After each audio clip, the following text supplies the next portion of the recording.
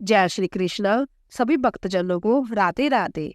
आज हम भागवत गीता का दूसरा अध्याय पढ़ने से कौन से पुण्य के फल की प्राप्ति होती है और इसका क्या महत्व है कि कथा का श्रवण करेंगे। श्री भगवान कहते हैं, लक्ष्मी, प्रथम अध्याय के महत्व का उत्तम उपख्यान मैंने तुम्हें सुना दिया। अब अन्य अध्यायों के महत्व श्रवण करो।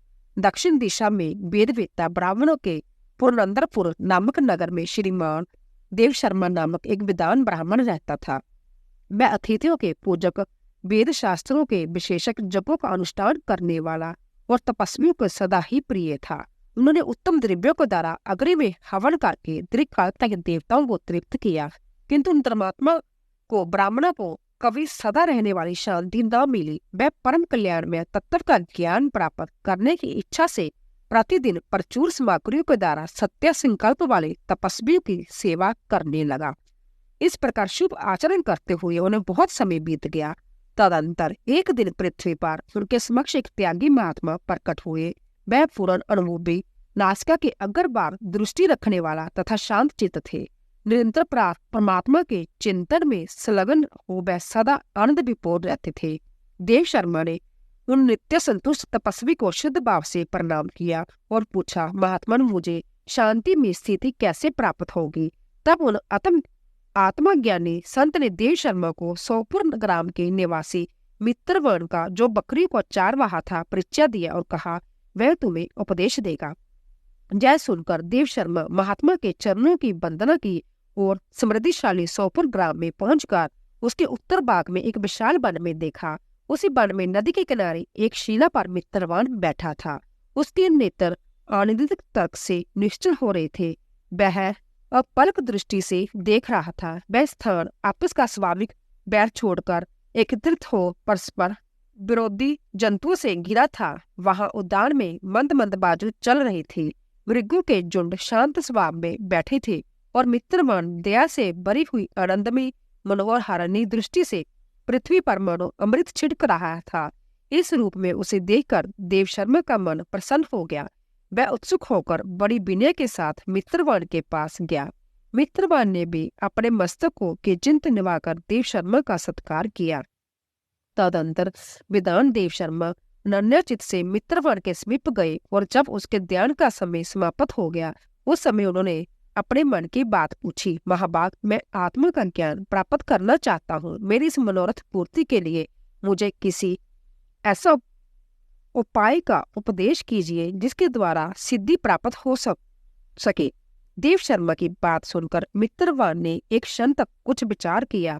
उसके बाद इस प्रकार कहा, विदन, एक समय की बात है, मैं वन के भीतर बकरियों की रक्षा कर रहा था। इतने में ही एक भयंकर व्याघ्र पर मेरी दृष्टि पड़ी, जो मानो सबको ग्रास लेना चाहता था। मैं मृत्यु से डरता था, इसीलिए व्याघ्र को आते देख बकरियों के झुंड को आगे करके वहां से भाग चला। किंतु एक बकरी तुरंत ही सारा ब्याह छोड़कर नदी के किनारे उस बाघ के पास बेरोक टोक चली गई। फिर तो व्याघ्र भी देश छोड़कर चुपचाप खड़ा हो गया। उसे इस अवस्था में देखकर बकरी बोली, हे व्याघ्र, तुम्हें तो अविष्ट भोजन प्राप्त हुआ है। मेरे शरीर से मांस निकालकर प्रेम पूर्वक खाओ ना। तुम इतनी देर से खड़े क्यों हो? तुम्हारे मन में मुझे खाने का विचार क्यों नहीं हो रहा? व्याघ्र बोला, बकरी, इस स्थान पर आते ही मेरे मन से द्वेष का भाव निकल गया, भूख प्यास भी मिट गई। इसीलिए पास आने पर भी अब मैं तुझे खाना नहीं चाहता। व्याघ्र जो कहने पर बकरी बोली, ना जाने मैं कैसे निर्भय हो गई। इसमें क्या कारण हो सकता है? यदि तुम जानती हो तो बताओ। जय सुनकर व्याघ्र ने कहा, मैं भी नहीं जानता। चलो सामने खड़े हुए इन महापुरुषों से पूछे। ऐसा निश्चय करके वे दोनों वहां से चल दिए। उन दोनों के स्वभाव में जब चित्त परिवर्तन देखकर मैं बहुत विस्मय में पड़ा था। इतने में भी उन्होंने मुझसे ही आकर प्रेषण किया। वहां वृक्ष की शाखा पर एक वानर राज था। उन दोनों के साथ मैंने भी वानर राज से पूछा। हे ब्रीप पर मैंने पूछने पर वानर राज ने आदर पूर्वक कहा, अजयपाल, सुनो, इस विषय में मैं तुम्हें प्राचीन वृत्तांत सुनाता हूँ। जब सामने वन के भीतर जो बहुत बड़ा मंदिर है, उसकी ओर देखो। इसमें ब्रह्मा जी का स्थापित किया हुआ एक शिवलिंग है। पूर्व काल में जहाँ सुकर्मा नामक एक बुद्धिमान महात्मा रहते थे, जो तपस्या में संलग्न होकर इस मंदिर में उपासना करते थे। वह वन में फूलों का संग्रह कर लाते थे और नदी के जल से पूजनीय भगवान शंकर को स्नान कराकर उन्हीं से उनकी पूजा किया करते थे। इस प्रकार आराधना का कार्य करते हुए सुकर्मा जहाँ निवास करते थे, बहुत समय के बाद उनके समीप किसी अतिथि का आगमन हुआ।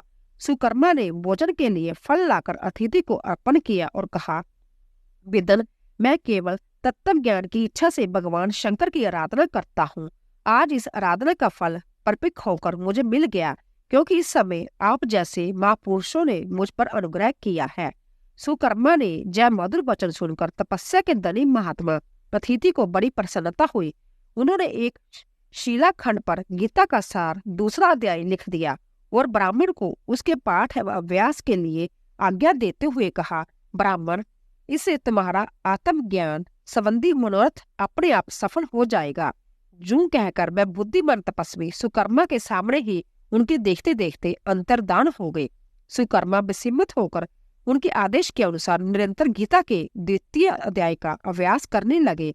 तदंतर दीर्घकाल तक पश्चात अंतकरण शुद्ध होकर उन्हें आत्मज्ञान की प्राप्ति हुई। फिर वह जहाँ जहाँ गए वहाँ वहाँ का तपोवन शांत हो गया। उनमें शीत उष्ण और राग देश आदि की बातें दूर हो गई। इतना ही नहीं, उन स्थानों में भूख प्यास का कष्ट भी जाता रहा तथा व्यय की स्वस्था अभाव हो गया।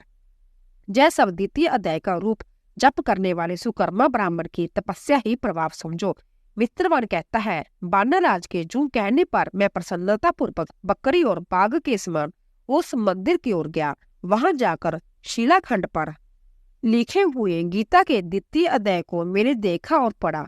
उसी की आवृत्ति करने से मैंने तपस्या का पार पा लिया है। अंत्य बद्र पुरुष, तुम भी सदा द्वितीय अध्याय की आवृत्ति किया करो। ऐसा करने पर मुक्ति तुमसे दूर नहीं रहेगी। श्री भगवान जी कहते हैं, प्रिय मित्रवान के इस प्रकार आदेश देने पर देव शर्मा ने उसका पूजन किया और उसे प्रणाम करके पुरंदरपुर की राह ली। वहां किसी देवालय में पूर्वक आत्मज्ञानी महात्मा को पाकर उन्होंने जय सारा वृत्तांत निवेदन किया और सबसे पहले उन्हीं से द्वितीय अध्याय को पढ़ा। उनसे उपदेश पाकर शुद्ध अंत करने वाले देव शर्मा प्रतिदिन बड़ी श्रद्धा के साथ द्वितीय अध्याय का पाठ करने लगे। तब से उन्होंने प्रशंसा की योग्य परम पद को प्राप्त कर लिया। हे लक्ष्मी, जय द्वितीय अध्याय का उपज्ञान कहा गया है। बोलो श्री कृष्ण भगवान की जय।